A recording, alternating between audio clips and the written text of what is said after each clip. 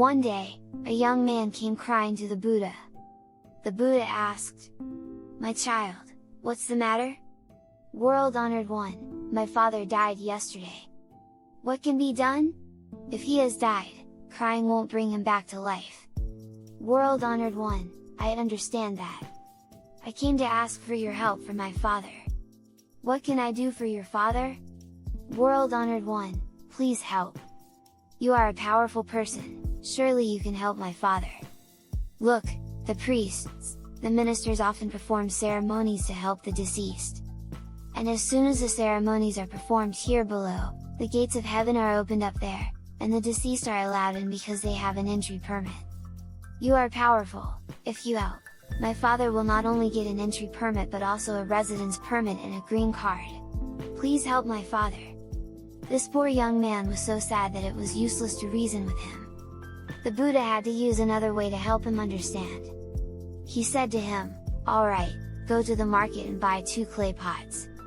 The young man was very happy, thinking that the Buddha had agreed to perform a ceremony for his father. He ran to the market and bought 2 clay pots. The Buddha said, "Alright, fill 1 pot with avocado, and the other with stones." The young man did as he was told. "Now close the pots tightly and seal them, then drop them into the pond over there."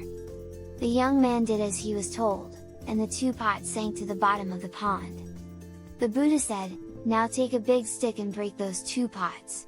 The young man was overjoyed, thinking that the Buddha was performing a miraculous ceremony for his father. According to Indian custom, when a person dies, the son takes the body to the cremation site to burn. When the body has been half burned, the son takes a stick and breaks the skull of the deceased. According to ancient belief, when the skull is broken below, the gates of heaven are opened above. So the young man thought to himself, "Yesterday, my father's body was cremated, so now the Buddha wants me to break these 2 pots as a symbol." He was very happy with the ceremony. As the Buddha instructed, he took the stick and hit hard, and the 2 pots broke. Immediately, the avocado in 1 pot escaped and floated on the water, the stones in the other pot fell out and sank. The Buddha said, "My child, I have done it. Now call the priests and the miracle workers, tell them to chant and pray, 'Stones, rise up, rise up! Avocado, sink down, sink down! Let's see! World-honored one, you must be joking! How can that be? Stones are heavier than water, they have to sink, how can they rise up? This is a natural law.